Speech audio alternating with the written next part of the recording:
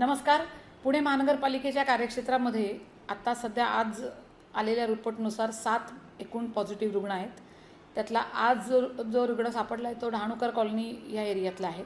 तर आमची संपूर्ण टीम कीटक प्रतिबंधक विभागाची त्या एरियामध्ये ऑलरेडी गेलेली आहे. तिथे डासांच्या ज्या कॉलनीज आहेत ते सगळ्या निर्मूलन करण्याचं काम सुरू आहे. त्याच्यामध्ये स्प्रेइंग आहे, इन्सेक्टिसाइड स्प्रेइंग आणि इंडोर फॉगिंग.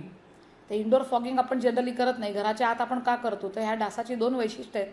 एडिस इजिप्टाय डास सगळ्यांना माहिती आहे. डेंग्यू, चिकनगुनिया ह्या व्हायरसेसचा प्रसार पण एडिस इजिप्टाय ह्या डासानेच होतो.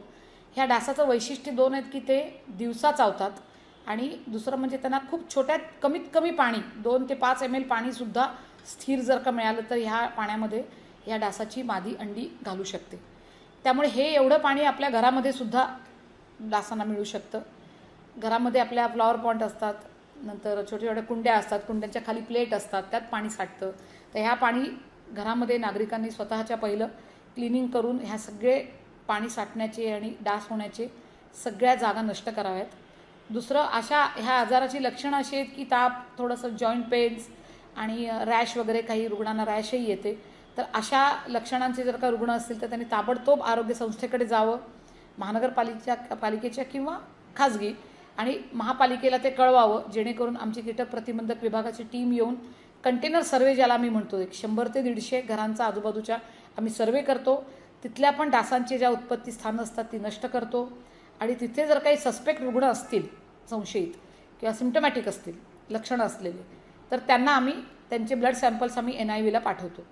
नॅशनल इन्स्टिट्यूट ऑफ व्हायरॉलॉजी जी आहे ती अधिकृत संस्था आहे जिथून आम्हाला रिपोर्ट येतो ह्या पॉझिटिव्ह पेशंटचा. झिका ह्या व्हायरसचा वाहक म्हणून एडिस इजिप्टाय हा डास काम करतो. तेव्हा माझं नागरिकांना सर्वांना हीच विनंती राहील की घाबरून न जाता फक्त डास निर्मूलनासाठी आपण नेहमी जे काय करतो की रेपलंट लावणे, मच्छरदाणीमध्ये झोपणे किंवा अंगाला क्रीम लावणे, हे सगळ्या गोष्टी नागरिकांनी कराव्यात. विशेषतः प्रेग्नंट लेडीजनी जरा लक्ष द्यावं झिकाकडे, कारण का काही व्हेरियंट जे आहेत या व्हायरसचे त्यांच्यामुळे गर्भाला थोडंसं इजा पोहोचू शकते. काही आजार आहेत मायक्रोसेफॅलीसारखे, ते आजार होण्याची शक्यता सांगितली गेली आहे. त्यामुळे त्यांनी थोडंसं ॲनॉमली स्कॅनकडे लक्ष द्यावं. 16 आठवडे, 20 आठवडे, ज्या आठवड्यात झाला आहे आजार, तर त्यात त्यांनी ॲनॉमली स्कॅन करून घ्यावेत सोनोग्राफीचे, की ज्या की बाळ सुदृढ आहे की नाही ते बघता येईल. आणि सर्व जे पेशंट 7च्या 7 आहेत प्रेझेंटली, ते सगळे OPD स्तरावरच ट्रीटमेंट घेत आहेत. म्हणजे कुठेही कोण ॲडमिट वगैरे नाही आहे. म्हणजे त्यांना आंतररुग्ण सेवेची काही गरज पडलेली नाही आहे.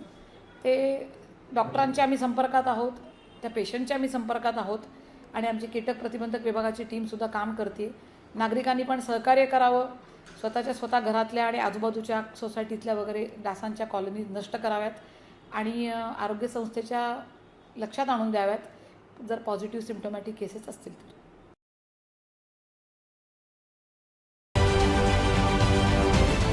महाराष्ट्रातील सर्व बातम्यांचे विश्वासार्ह व्यासपीठ.